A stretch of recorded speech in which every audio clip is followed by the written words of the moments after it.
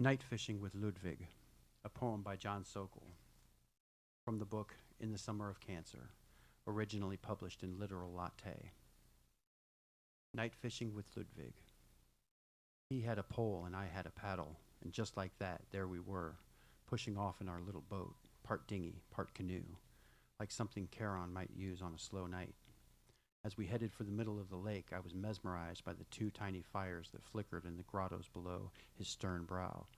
He pointed at me with his bony finger. Any Moonlight Sonata jokes and it's over, understand? Deal, I said.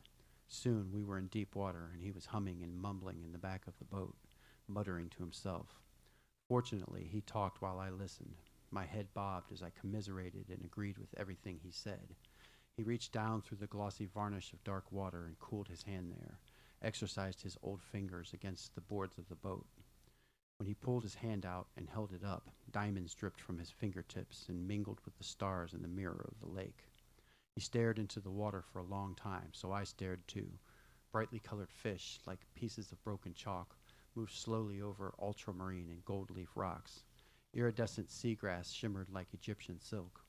When we threw our lines out, we watched screeching bats dive at the bobbers, and we listened to the mournful kyries of distant loons. But mostly I watched him stare at the stars. He studied them as though they were quarter notes on a black page. He pointed up and showed me Canis, the little dog, and Corvus, the crow, Cassiopeia in her chair, and the flying fish, the Southern Cross and the Northern Crown, the little horse and the hare. When he pointed, I watched the hairs on his broad hand turn into filaments of light.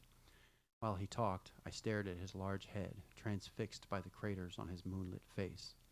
He told me how Haydn had stabbed him in the back after hearing his C minor trio. He said Mozart was a perfect music machine as well as a scurrilous little brat.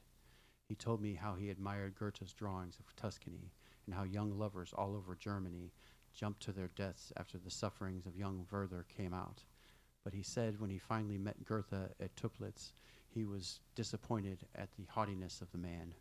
On the way back to shore, we hummed Ode to Joy, exaggerating the descending bars, like two drunken sailors. As our laughter echoed across the water, I drummed on the side of the boat, and he played air piano.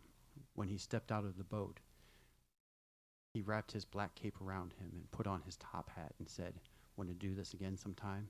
"You bet," I said.